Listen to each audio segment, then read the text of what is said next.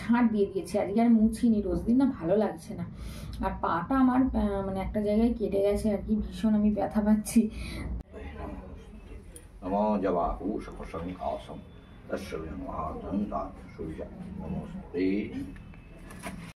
তো আজ হচ্ছে ইতু পুজো, আশ্বিন মাসের সংক্রান্তি। তো আগামীকাল থেকে কার্তিক মাস পড়বে।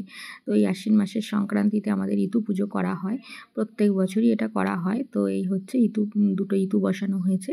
একটা ইতু হচ্ছে বাড়িতে মা মনসার জন্য যেটা ইতু বসানো হয় সেটা হয়েছে, আর একটা হচ্ছে কার্তিক পুজো আমাদের উদযাপন করা হয়নি এখনও, তো সেই কারণে কার্তিক পুজোর জন্য একটা ইতু বসানো হয়েছে। তো দুটো ইতু, আর ওই ইতুর মানে ভিতরে আর কি ছোটো একটা ঘর দেওয়া আছে দেখেছো, ওটার মধ্যে কচু গাছ, ধান গাছ লাগানো আছে। আর বাইরে যে সরাটা আছে, তো সরাটার মধ্যে আছে কলমি শাক, তারপরে হচ্ছে শুশনি শাক, তারপরে ওই একটা ছাঞ্চা শাক বলে হয় ওটা, আর কাঁচকলাই দেওয়া আছে, এটাই নিয়ম। নমস্কার, গুড মর্নিং। নতুন একটি ভিডিওতে সকলকে জানাই অনেক স্বাগত আর অনেক ভালোবাসা। আশা করি প্রত্যেক বন্ধু আমার বেশ ভালো আছে, আমরাও কিন্তু ভালো আছি। তো আজকে হচ্ছে কার্তিক পূজা, তো সেই কারণে আজকে আমাদের মানে উপোস মানে তোমাদের দাদা ভাই আর আমার, তো ছেলে জন্মাবার আগে আমাদের কার্তিক পুজো করা হয়েছে, মানে হয়েছিল আর কি, কার্তিক দিয়েছিল, তো সেইটা পুজো করা হয়েছিল। তো সেটা এখনো উদযাপন করা হয়নি। তো দেখি ঠাকুর যবে দিন দেবে তবেই করতে পারবো, তাই না? তো যাই হোক, তো সেই তখন থেকেই আর কি উপোস করতে হয়। তো সেই জন্যই আর কি দুটো ইতু বসানো হলো, দেখালাম তোমাদের। তো একটা আমাদের মা মনসার, আর একটা হচ্ছে কার্তিক পুজোর জন্য। আর সকাল সকাল আজকে যেহেতু উপোস, আমাদের কিছু খেতে পারবো না আমি আর তোমাদের দাদা ভাতটা, তো সেই কারণে সকাল সকাল ওই তোমাদের দাদাকে একটু পরোটা আর একটু ওই পেঁপে দিয়ে ছোলার ডাল বানিয়ে দিলাম, ওটা খেয়ে গেল। আর নিয়ে গেল ফল ছিল, আর গতকালের একটু ঘুগনি ছিল, ওটা একটু ছেলেকে গরম করে দিলাম, ওই ঘুগনি আর ওই পরোটা দিয়ে খেয়ে গেল। আর আমাদের এবারে আমি একটু ফাঁকা হয়েছি, ওরা চলে গেছে তাড়াহুড়ো করে, ছেলের পড়া আছে 10টা থেকেও বেরিয়ে গেছে। তো সেই কারণে এখন একটু ফাঁকা হয়ে এবার মিস্ত্রিদের জন্য আলু তরকারি করছি, ওদেরও আজকে নিরামিষ করেই করে দিচ্ছি, পেঁয়াজ টেঁয়াজ দিচ্ছি না, কারণ আজকে যেহেতু নিরামিষের ব্যাপার, আর সেই মাছ পেঁয়াজ চারিদিকে ঠেকাঠেকি একটা মিস্ত্রি হয়ে যায়, তাই না? তো আলাদা আলাদা করে করাও সম্ভব হয়ে ওঠে না, আর এই মিষ্টি লাগলে প্রচুর ঝামেলা, ঘর দুয়ারের তো আর অবস্থা নেই। তো যাই হোক, এইভাবে ওদের নিরামিষ করে আলুর তরকারি করে দিচ্ছি। এই দেখো এক কড়াই আলুর তরকারি ফুটছে। তো আর শাশুড়ি মা আর ছেলে যেহেতু ভাত খাবে, তো সেই কারণে আর কি ওই ওদের ফুলকপি দিয়ে বড়ি দিয়ে একটা ঝোল মতো বানিয়ে দেবো। ভাবছি একটু বেশি করেই বানাবো, আমি একটু খাবো, কারণ নিরামিষ করেই করবো, কারণ এই যে আলুর তরকারি করছি ও মিস্ত্রিদের খেতেই হয়ে যাবে আর কি, তো আমার আর হবে না। তো সেই কারণে আর আলাদা করে সম্ভব নয় করা। তো ওই ফুলকপির তরকারি একটু বেশি করে বানিয়ে নেবো, ওটা আমার হয়ে যাবে। দুটো আটা দেখছি, আটা মাখবো।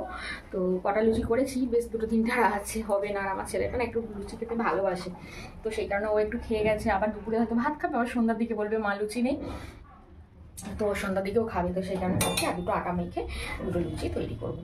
তো এই আলু তরকারিটা হয়ে এসেছে, এবার একটু দুটো একটা আলু একটু ঘেঁটে দিয়ে একটু গাঢ় মতো করে নামিয়ে নেব। আর এই হচ্ছে ব্যাপার। তো সাথে থাকো, দেখতে থাকো সারাদিন কী করি না করি, আশা করি ভালো লাগবে। এদিকে শাশুড়ি মা কেটে রেখে দিয়েছে ফুলকপি আলু আর শিম আলু।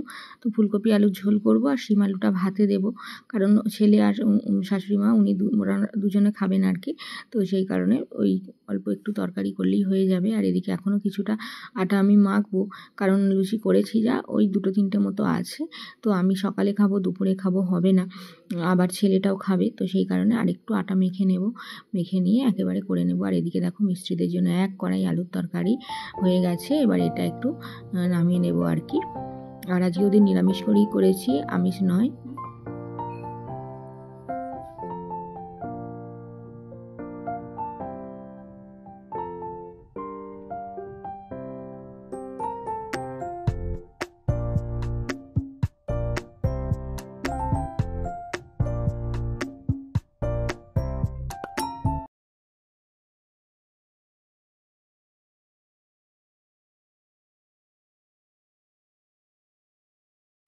আর লুচি কিন্তু একেবারেই ময়দা ছাড়া করেছি, কারণ ময়দা দিয়ে তো লুচি তোমাদের দাদা ভাইয়ের চলবে না। আর আটার লুচিটা আমার ছেলেও কিন্তু বেশ পছন্দ করে, তো সেই কারণে সবার জন্যই ওই আটা দিয়েই লুচি বানিয়ে নিচ্ছি আর কি। আর আটার লুচিটা আমারও কিন্তু খুব ভালো লাগে।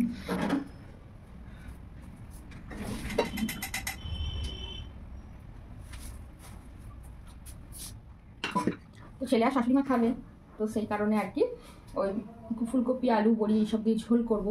তো সেই জন্য ওই আলুটা আর ওই কপিটা আর কি ভাপিয়ে নিলাম একটু। আর কপি তো এমনি ভাপিয়ে খেতেই হয়, তাই না বলো, কপিতে যা পিস দেওয়া থাকে। তো সেই কারণে একটু ভাপিয়ে নিলাম, ভাপিয়ে নিয়ে এবার ভেজে রান্নাবান্না করবো আর কি। প্রথমে বড়িটা ভেজে নেব, তারপর আলু কপি একসঙ্গে ভেজে ঝোল করবো।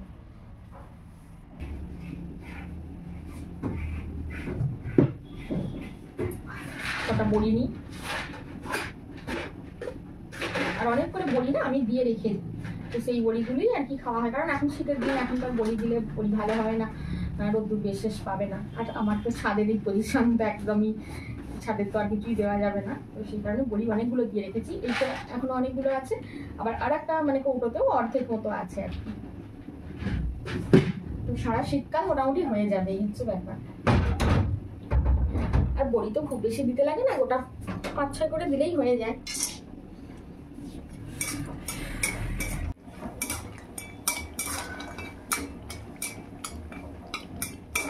হয়ে গেছে ভাজা, এবার উঠিয়ে নিই। আর হেডমিস্ত্রি নেই তো, মানে ওরা প্রচুর ফাঁকিবাজি করছে। মানে আমি একবার ছাদে গিয়েছিলাম, এত মানে, আর আমাদের না কথা শুনতে চায় না একদম। যতবার বলছি মানে কথা, কোনো মানে রেসপন্স করছে না, মশলা চারিদিকে ফেলছে, নষ্ট করছে। এত বলছি যে তোমরা মশলাগুলো তুলে নাও, এ করো না, এত দামের জিনিস। জানো, আমাদের যখন বাড়ি করার কথা হলো তখন আমাদের বালির বস্তা 110 টাকা করে, তো সেই হিসেবে টাকা পয়সা অ্যাডভান্স দিয়ে দিয়েছিল তোমাদের দাদা, সেই জন্য 110 টাকা করে দাম নিয়েছিল। কিন্তু এখন বালির বস্তা হচ্ছে 150 টাকা বা 160 টাকা, মানে বিভিন্ন বিল্ডার্স বিভিন্ন রকম নিচ্ছে আর কি। 150 টাকার নিচে কোথাও নেই, কিন্তু অনেকটাই সেফ হয়েছে। কিন্তু কথা হচ্ছে এবার বারবার বলছি তো কোনো রেসপন্স করছে না। এবার হেডমিস্ত্রি আর কি আসছে, ট্রেনে চেপে পড়েছে, মুর্শিদাবাদ থেকে আসবে, তো চেপে পড়েছে। এবার ওদেরকে ফোন করেছিল যে আমি ট্রেনে চেপে পড়েছি, আসছি। এবার এখন দেখছি চটপট করে সব মশলা টশলা মানে কুড়াচ্ছে, এ করছে।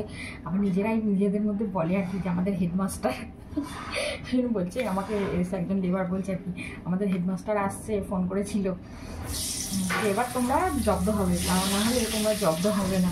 বারবার বলছি আমি, আমার কথা কোনো গুরুত্ব দিচ্ছি না। হেডমাস্টার হেডমিস্ত্রি খুবই ভালো, তো মানে খুব পার্টিকে দেখে আর কি, মানে পার্টির যাতে না অপচয় হয়, যাতে না নষ্ট হয়, এটা করে দেখেছি। তো সেই কারণে হেডমিস্ত্রি তো প্রচুর ভয় পায়। আর হেডমিস্ত্রি আসছে, সেই জন্য একটু আমরাও নিশ্চিন্ত। আর সত্যি কথা বলতে কি, হেডমিস্ত্রি মানে থাকলে না আমাদের তো ওপরে যেতেই হয় না। তোমাদের দাদা থাকতে পারে না, আর ছেলেও তো সেরকম ও বড় হয়নি, ছোটো, তাই না বলে, তো সে আমাদেরকে অতটা যেতে হয় না বা দেখতে হয় না, কিছু চোখখান দিতে হয় না। কিন্তু হেডমিস্ত্রি নেই বলে মানে আমাদেরকে একটু চোখখান দিতে হচ্ছে। আমাকে হেডমিস্ত্রি নিজেও বলছে যে আমি তো থাকছি না বৌদি, আপনি একটু যাবেন ওপরে গিয়ে দেখবেন বা বলবেন। আমি আবার বললাম হেডমিস্ত্রি, আমি বলছি আমার কথা কোনো রেসপন্স করছে না, কোনো গুরুত্ব দিচ্ছে না। তো সেই কারণে আবার হেডমিস্ত্রি তাড়াহুড়ো তড়িঘড়ি চলে আসছে, বললো কাজ ধরে আমার তো দেখে বসতে হবে না, চলে যাচ্ছি আমি। আজকে ফোন করা হয়েছিল, বললেন আমি কালকে বিকেলে পৌঁছে যাবো, মানে আজকে বিকেলে পৌঁছে চলে আসবো। এই হচ্ছে ব্যাপার, জানো। এই দেখো আমার স্বপ্নপুরি প্রায় ছাদের কাছাকাছি গাঁথনি হয়েই গেছে, আর হয়তো আগামীকালটা লাগবে, আগামীকাল গাঁথলেই হয়ে যাবে আর কি, পুরো ছাদের কাছাকাছি গাঁথা। তারপরেই এবার ছাদ ঢালাইয়ের জন্য সেন্টারিং শুরু হবে। তো বহুদিনের স্বপ্ন, আমরা কোনো দিন ভাবতেই পারিনি যে আমরা দোতলা বাড়ি তৈরি করতে পারবো, কারণ মানে সেই রকমভাবে আর্থিকভাবে অতটাও সচ্ছলতা আমাদের নয়। তো যাই হোক, ঈশ্বর দিন দিয়েছেন, আজ করতে পারছি, এই হচ্ছে ব্যাপার। তো যাই হোক, এদিকে অনেকটা বেজে গেছে, দেখছো 3:20 বাজে। তো এখন একটু খেয়ে নিই, আজকে তো আর ভাত খাবো না, কার্তিক পূজা। তো ভিডিওটাও অনেক পরে দিচ্ছি, কারণ আপলোড করবার সময়ই পেয়ে উঠছি না, তো সেই কারণে আর কি একটু তোমরা অ্যাডজাস্ট করে নিও। তো এখন খাওয়া দাওয়া করছি, লুচি আর আলুর তরকারি। তো খাওয়া দাওয়া করে নিই, তারপরে আবার মিস্ত্রিদেরকে চা করে দিতে হবে। মানে বাইরে বসে যে একটু শান্তি করে খাবো, তাও খেতে পারছি না আর কি, এত ধুলো বালি, সবসময় এই ঘরের মধ্যে বসেই খাওয়া দাওয়া করতে হচ্ছে।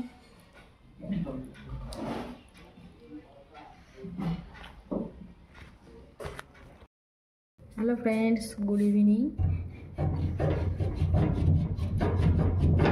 Hello friends, good evening. এখন সময় হচ্ছে ওই 8:30 মতো বাজে।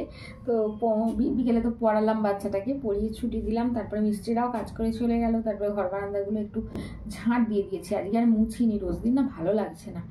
আর পাটা আমার মানে একটা জায়গায় কেটে গেছে আর কি, ভীষণ আমি ব্যথা পাচ্ছি। তো সেই জন্য আজকে আর ঘর বারান্দাগুলো মোছামুছি করিনি। তো শুধুমাত্র ঝাঁট দিয়েছি। এখন এসেছি রান্নাঘরে। আর পাশেই একটা প্রতিবেশীর বাড়িতে আর কি কার্তিক পুজো আছে, তো নিমন্ত্রণ করে গেছে ছেলেকে। তো ছেলে পড়তে গেছে, ও বাড়ি আসছে, এসে যাবে।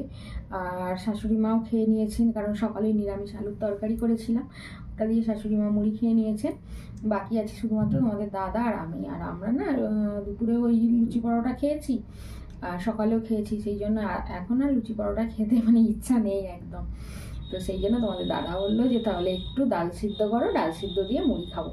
তো সেই জন্য আর কি ডাল সিদ্ধ দিয়ে মুড়ি খাবো, তার জন্য একটু ডাল সিদ্ধ করব। ওই মটর ডাল আছে, মটর ডালটা তাড়াতাড়ি সিদ্ধ হয়ে যায়, তো ওটা করব। আর ছোলার ডাল আছে, কিন্তু ছোলার ডালটা সিদ্ধ করবো না, ছোলার ডালটা সিদ্ধ করতে অনেকটা সময় লাগে, মটর ডালটা একটু তাড়াতাড়ি হয়ে যায়। তো এখন অনেকগুলো থালা বাসন আছে, ওগুলো একটু গুছিয়ে নিয়ে তারপর ডাল সিদ্ধটা করবো। তো থালা বাসনগুলো এবার গুছিয়ে নেব, আর পর্ব এখানেই শেষ করছি, বেশি বড় করব না। তো আজকের মতো আসছি, টাটা। তোমরা সবাই ভালো থেকো, সুস্থ থেকো, অলওয়েজ হ্যাপি থেকো।